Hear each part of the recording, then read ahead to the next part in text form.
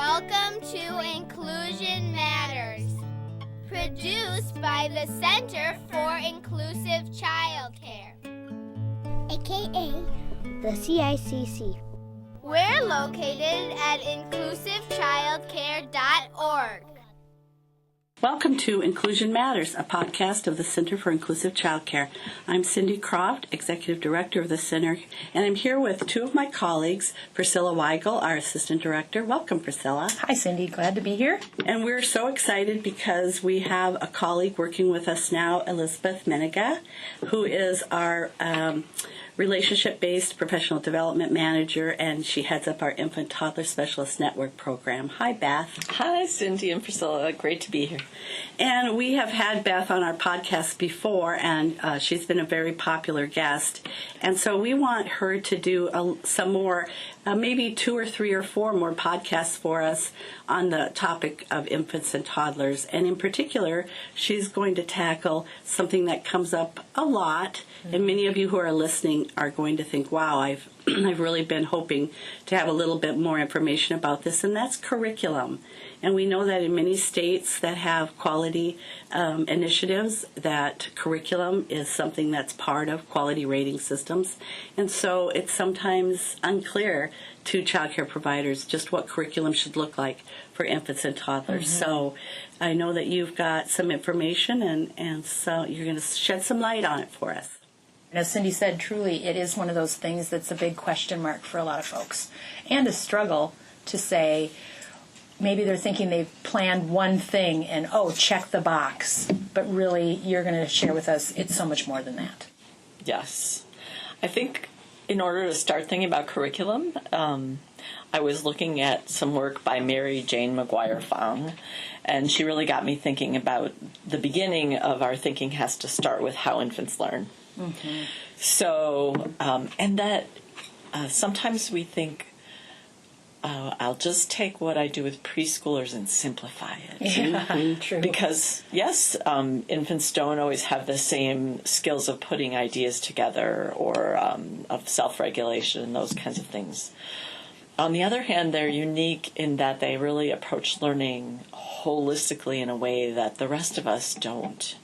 And in the book that I was looking at, Mary Jane quotes Alison Gopnik, who's a brain researcher and an infant, writes about infants and toddlers, and especially infants and their development and learning.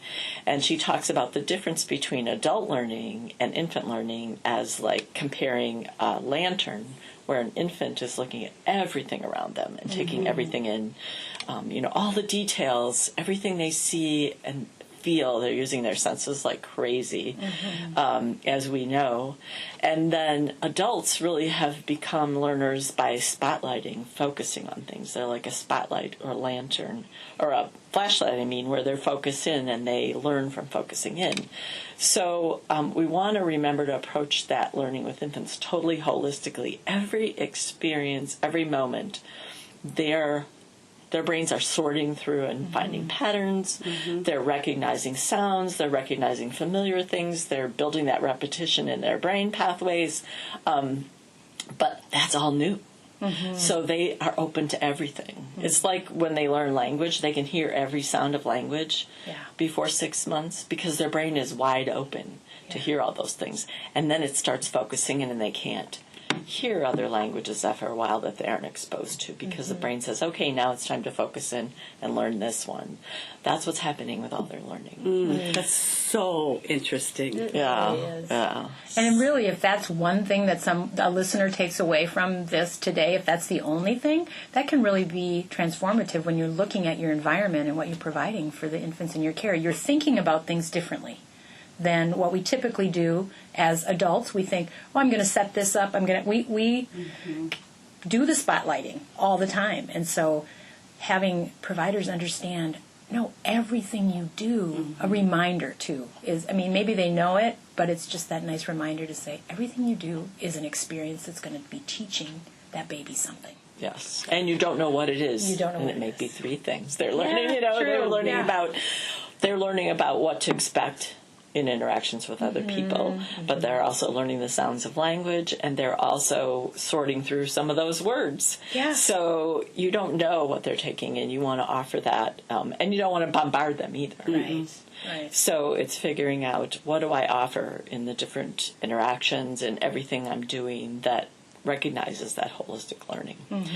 And the other side of it is, sometimes I think people assume that babies are passive. They're just, and old beliefs about learning in humans were that, we're just empty vessels, you just dump the information in and we passively take it in. Well, we know that's not true, but sometimes I think we forget that with babies because they don't yet have the control over their bodies, and they haven't done all that mental sorting to communicate the same ways we can.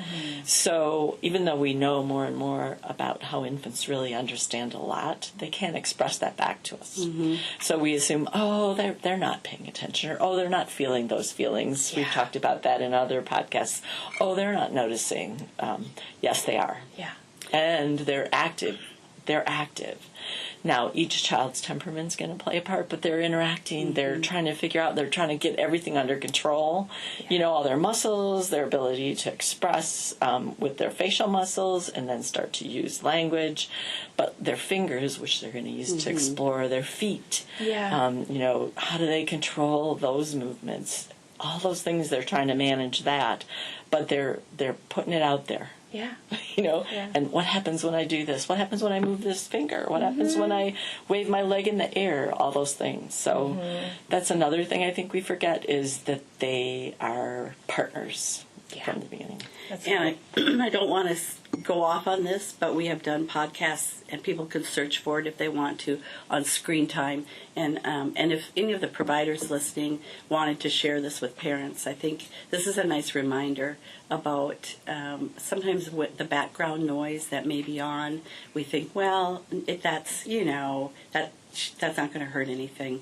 But in fact, as you're saying, infants are taking it all in. And we need to be mindful of what's going on around us and around that little one. And you're reinforcing that with what you're saying. I appreciate that. And to piggyback on that and go back to the infant learning, the interactive is so important, which is why screen time for infants especially is not valuable, because it's not going to be interactive where they're going to be able to do that serve and return, which we talked about in the language podcast, if you go back to that, which is so important. Well, all of their interactions with the world are a kind of serve and return. They do something and they see what happens. Yeah. So it's that give and take that's so critical for them in learning, which is a big reason why, of course, they're vulnerable and they can't control their bodies, and all those things are a reason why our relationships are so important. But this other side is why relationships are so important. They interact with us, they see how we respond, they learn, again, as I said, about relationships, about how you interact with others, but all the other things that comes with that. What happens in the world when I make this movement? Oh, that happens. Let's see if it happens again. And as they can control their even their reflexive responses more, and their emotions, we help them regulate those. They learn that I can rely on somebody else to help me calm down, to help me go to sleep, but also to help me be interested, like that joy and attention in objects, and be excited about what I'm learning and describe what I'm learning. So I just wanted to say, maybe talk about what kinds of things they're learning a little bit, and then we'll be done for this podcast. Great.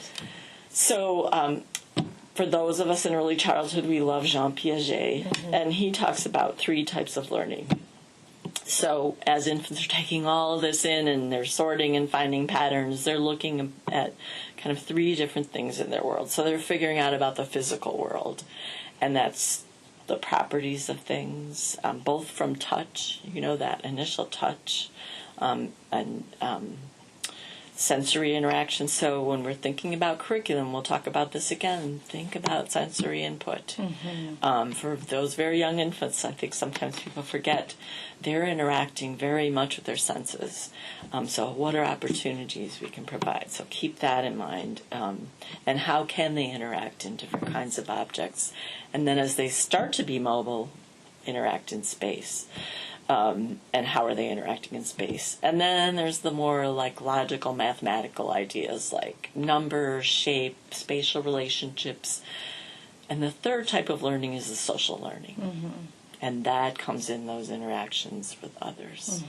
Mm-hmm. So all those three things are going on, and like I said, they can happen all in one interaction easily because those infants, they have their lantern on. Yeah, they do. And they might be sitting in the middle of the room in a family child care, and their eyes are watching all the other kids, seeing what they're doing, and at the same time they might be holding that object and exploring that with their mouth, and also watching for that adult who's their predictable person that they trust to calm them. So much going on and so much learning. Yes. That's rich. Exciting. Yeah, very exciting.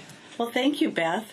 For those who are listening, we're inviting Beth back to do some podcasts after this, and our podcasts come out every other week in our e-update. If you're a subscriber, then you know that you get them through the whatever subscription process that you're using. So thank you both for being here. Pleasure. Thank you. That's all for now. See you next time.